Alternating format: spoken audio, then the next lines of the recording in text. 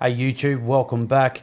Today we're going to go over a parcel that I got in the mail today, and I hope to God I never have to use it.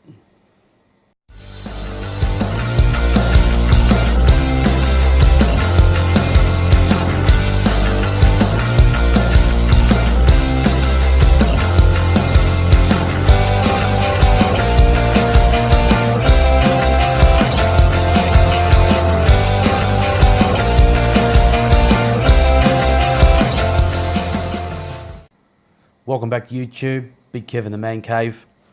Today we're going to go over the parcel that I got in the mail, which is a rat's tourniquet. I've been looking on eBay for these things, and I think they're about $20 to $25. I bought this on geek.com and it was $2, and it looks exactly the same as the real thing. So I got one. I've been over it, and the build quality on this thing is great. I mean, there's not much to it, but it's strong. It looks durable, and I'm really happy with it. You can really cinch down on that, and it's not doing anything. So that's really good. It's a rapid application tourniquet, which means you can apply it with one hand to yourself. Why do I have it? Preparedness. There's nothing wrong with being prepared. I hope to God I don't have to use it ever, but I've got it. If you're like me, you love camping, four-wheel driving, anything like that. Even if you're the first responder on a car crash. But with the camping side of things, we take our chainsaw out to gather wood, or somebody else does. So chainsaw wounds can be really nasty if you ever get one. Usually you're cutting way down by your legs, so if it kicks back you could cut a femoral artery. You need to stop bleeding real quick. Depending on how bad it is, you can die in minutes. So, and I know it may seem a bit extreme talking about it, but the reality is the dangerous pieces of equipment and things like that can happen. So I don't see any problem with being prepared and having this. Also with hunting, if you're out hunting and you shoot a deer or something and someone's with you, or you're on your own and you're skinning it, your knife slips, you've got a massive stab wound, or you've cut your leg and you need to stop, or your arm and you need to stop heavy bleeding, you've got it there. So I really don't see any problem with having one sitting there doing nothing, just in case you need it. When should you use a tourniquet? When someone's bleeding heavily. I don't exactly know exactly when to use one of these things, but we'll go over that in a minute. Most important thing, how do you use it? Well, I'll show you. You take the elastic that is joined to one half of the buckle, and then there's another hole on the other side. You just slide it through there, put it over where you need it. Now I will warn you, I will put this on tight and to see how it feels, and I'll tell you how it feels, but I will look like a tied roast. So just saying.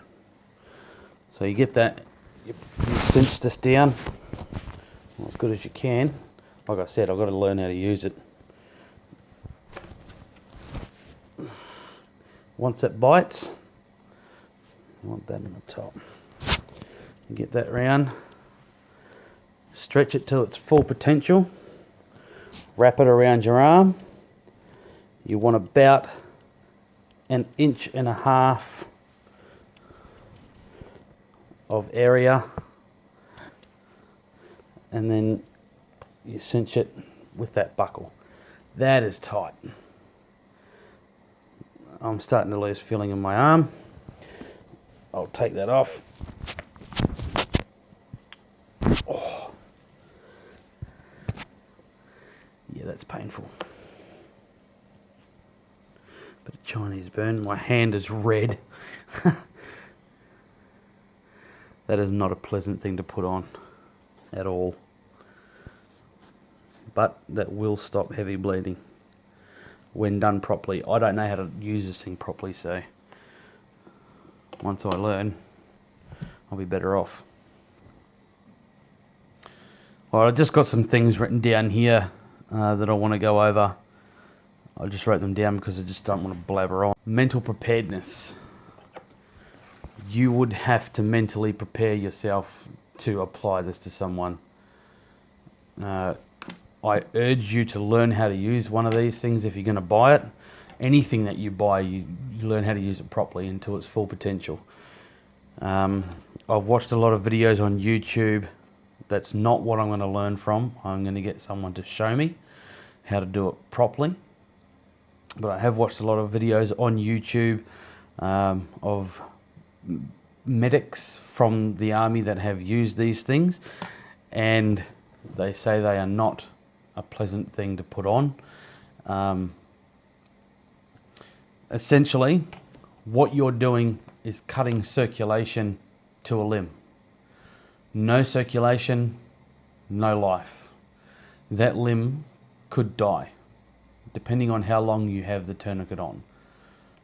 You really have to mentally prepare yourself to put this on someone, because if you're going to do it, you do it properly. You don't go in there and you think, oh, that'll do. You go in balls and all. And I've also heard that people that have worn tourniquets say that the pain of wearing a tourniquet was worse than the pain of their amputation. So you really have to know how to use one of these properly, otherwise it's useless. To use one of these, you're saving someone's life. There's no other way to put it. So, like I said, you're killing a limb, unless it's taken off in time. The good thing about this one is it's got a little red band here.